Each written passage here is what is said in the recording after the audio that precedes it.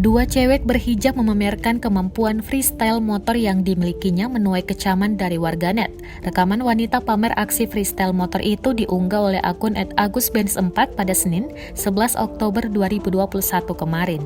Dalam video berdurasi 10 detik tersebut, tampak dua cewek berhijab menaiki motor berboncengan. Sebelum beraksi, keduanya tampak asik bergaya dan berjoget di depan kamera. Dengan memakai helm hitam, keduanya unjuk kebolehan mengangkat stang motor ke atas. Momen wanita pamer freestyle motor itu langsung viral di media sosial dan menjadi sorotan publik. Hingga saat ini belum diketahui di mana lokasi dalam video tersebut.